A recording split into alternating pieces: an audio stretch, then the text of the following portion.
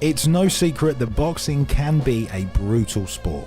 He's allowing Mike Tyson to trap him in the corner. At the Hail Mary right hand.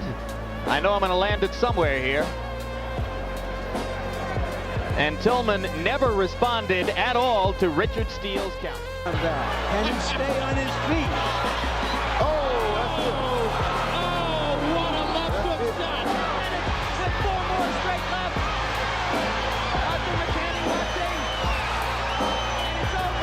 It is over. We've obviously come a long way since the days of no gloves and the Marquis of Queensberry's rules, but there's one moment, and in fact one fight, that changed boxing history and regulation forever.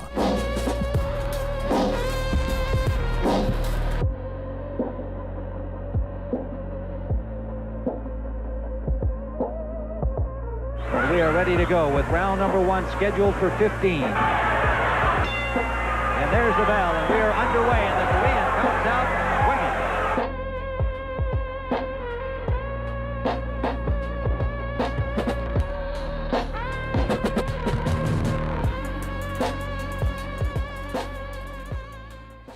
In the 1980s, boxing was as popular as it had ever been.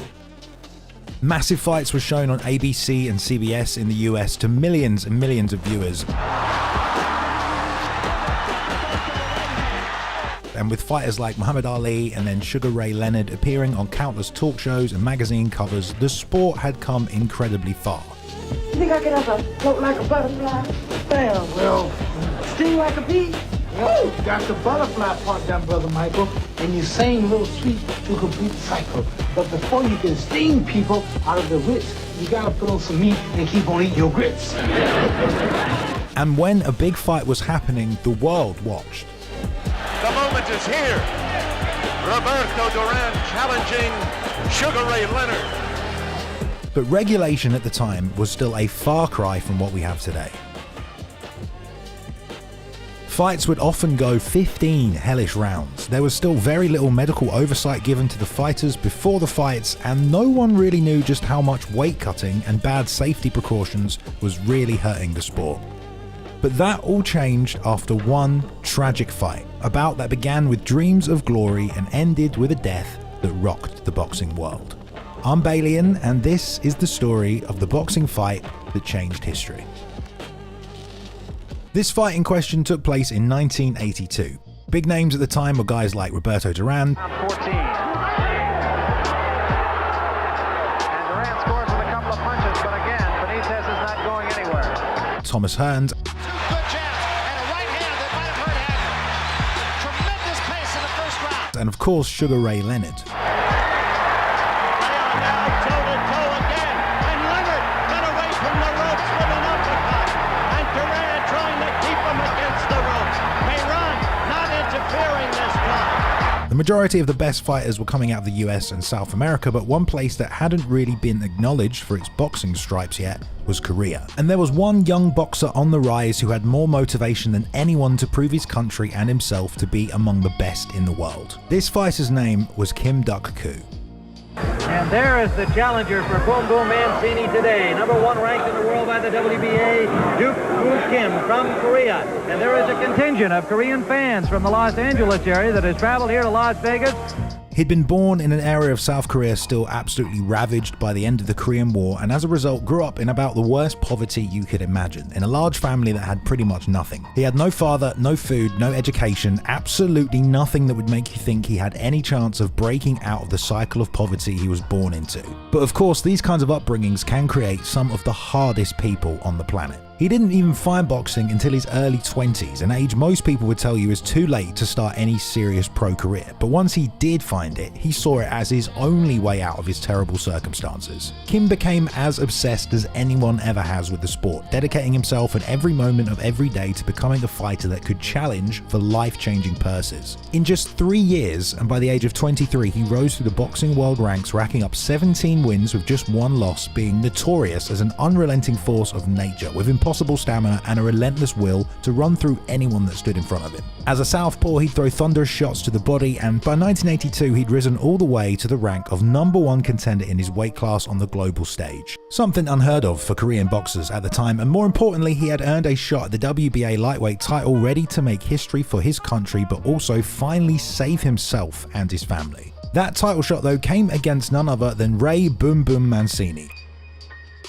A young champion at just 21 years old, but absolutely beloved in America. Despite his small size, even for the weight class, he boxed with lightning fast hands, threw in combination with power, and had a reputation for just all action wars. Ray Boom Boom Mancini exploded onto the national scene in May of 1981, scoring a 9th round knockout for the NABF Lightweight Championship over Jorge Morales. In his own short career, he himself had already racked up a 24-1 record, and he had his own motivations. Coming from a long line of boxers from an early age, all he wanted to do was make it to a world championship and win the belt for his father, something he promised him he'd do from childhood. It's a feeling of relief that I finally reached my goal. It was so hard to get to that, I worked so hard to get it, I'm not about to give it up now. After he won the WBC title, he started defending it and winning all his fights by TKO, swarming opponents, his only loss coming in a fight that had gone past the 10th round, something himself he'd only done once. Mancini was leading on cards through the 10th round, but he was stopped in the 14th by the big right hand of Arguello. In July of '82, Ray defended his belt against Ernesto Espana and scored a 6th round TKO.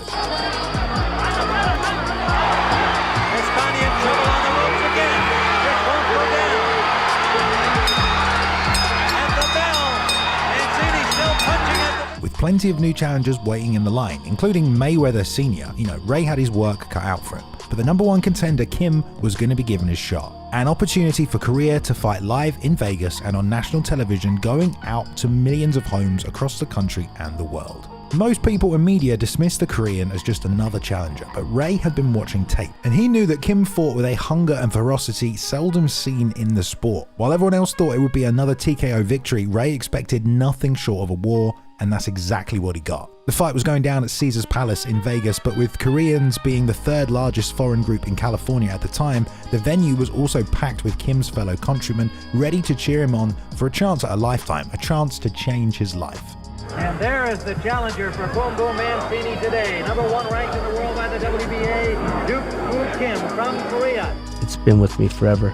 It was a great fight. Yeah. It was a great fight. It would be one of the fights you'd be seeing on ESPN Classic all the time. But because of it, there's nothing good. Nothing good about it now. From the very first round, Kim let Ray know exactly what kind of fight it was going to be. The bell had barely rung. Kim, a southpaw, kept a good distance before stepping in with heavy body shots. The champ Ray was trying to jab and circle, but Kim was already throwing with thunderous power. Both men continued to trade back and forth in the early rounds, but Kim was hanging in the pocket in the firing range and loaded up on his big left hand.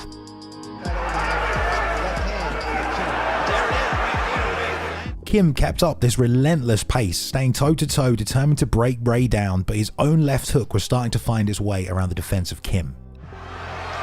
Round number 5, scheduled for 15. And Mancini wobbles in with that left hand, touching Montana, trying to follow up on it. Mancini with uppercuts inside. Then, for the first time, Ray swarmed, just chaining combinations of punches.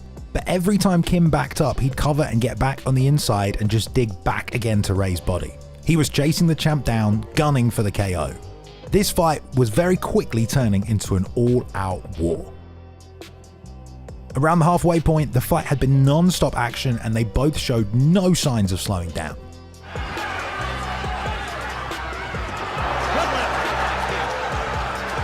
And at the end of the 7th, the challenger looked like he'd hurt the champion.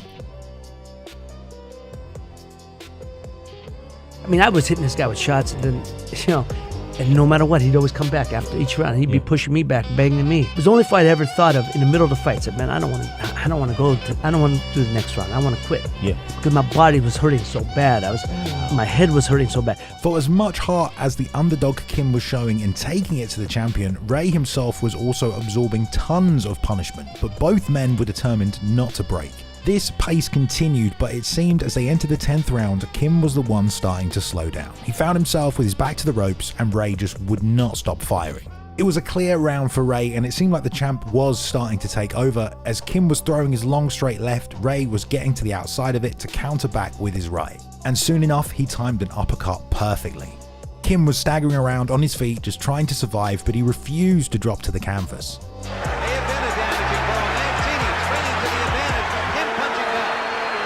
Clearly, with nothing left, Kim kept marching forward.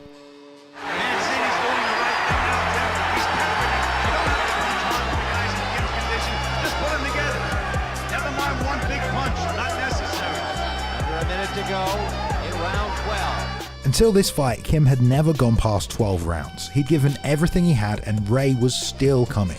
He himself had rarely fought this long, but was not going down, and as Kim's gas tank started to fade in round 13, he was just under a non-stop assault from Mancini. Trainer said he brought a coffin, he put it in the room when he was training. Yeah. And he said to people, either I'm coming home in that or Mancini's coming home in that, going home in that. That's scary, and that's scary to think that he had that mindset to know that he was going to come one way or the other. Ray was throwing all he had at Kim, who somehow stayed on his feet, trying to stay in the fight.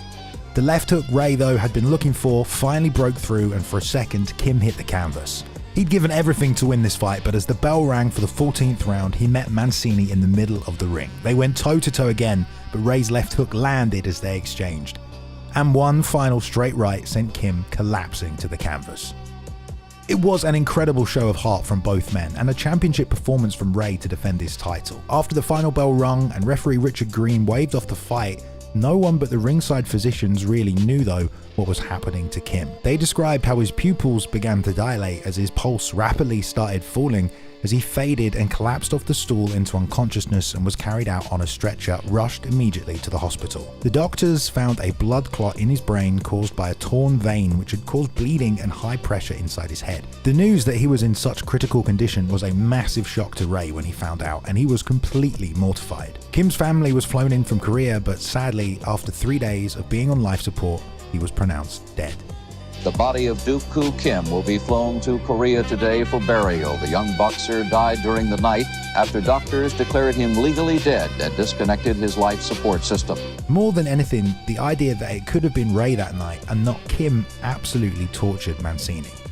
He would stare at his own hands and could not believe that they had taken a life. The only thing that carried him through was his faith in God, and he was never the same fighter again. His joy and his passion was completely gone, and apparently he couldn't even speak Kim's name for several years. There had been no quit at all from the Korean in the fight. His fiancée at the time was 3 months pregnant with his unborn child, and supposedly that and the chance to win a title for his country and revert the poverty his family had suffered all their life had driven him past the point any normal human would have quit. A note was found in Kim's hotel room before the fight, written on a lampshade that read "Live or Die."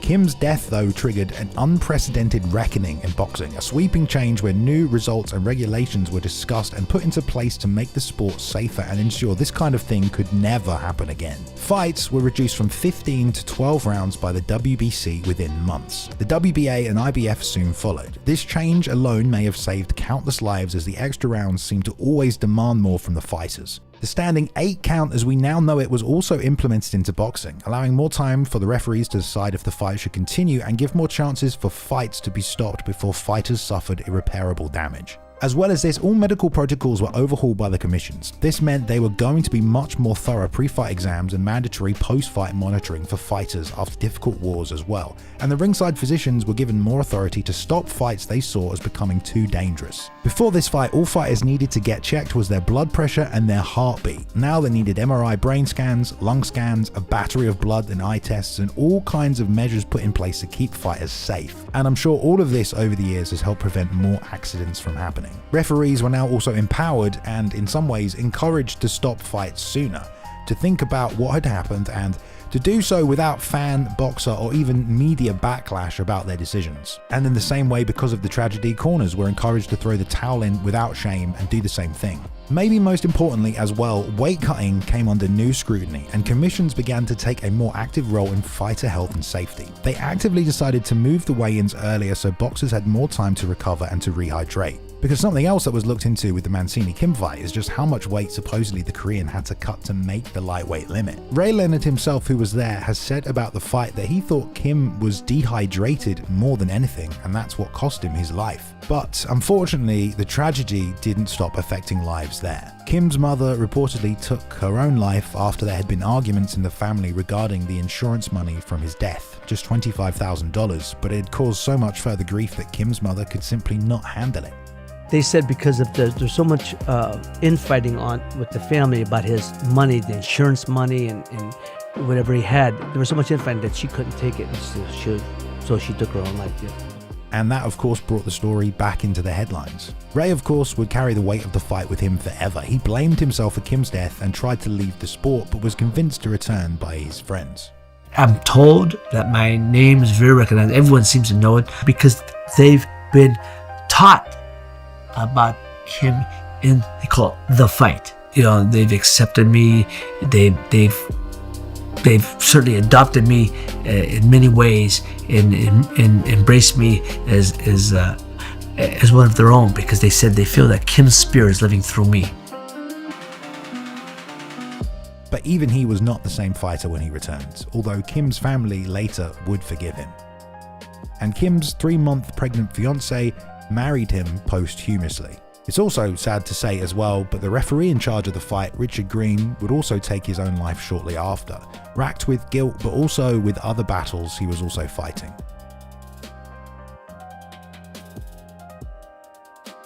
Yeah. There was nothing Richard could have done, step in sooner or anything. It wasn't anything like I was beating Kim, and Richard let it go on. It was one punch in the middle of the ring, in the middle of an exchange. That when he took his life, it was a barrage of things. There were a lot of things. Kim Duk-koo's name is attached to boxing in a way in Korea that is hard to explain. On the one hand, it's an extreme cautionary tale and tragedy, but he's also a hero for his courage and absolute show of heart when he had nothing left to give. More importantly as well though, his life and death served as a turning point for everyone to consider how boxing values human life, how any fight could indeed be a boxer's last, and how important it is that that fact be remembered. All of these reforms that came out of this fight definitely haven't ended boxing's dangers, but they definitely also mark the beginning of a more humane approach to combat sports. General MacArthur once said the Korean was the finest fighting man in the world. Once I saw the fight, I kind of saw what MacArthur meant. Duk-koo Kim died that day because they fought at a level where somebody was gonna die.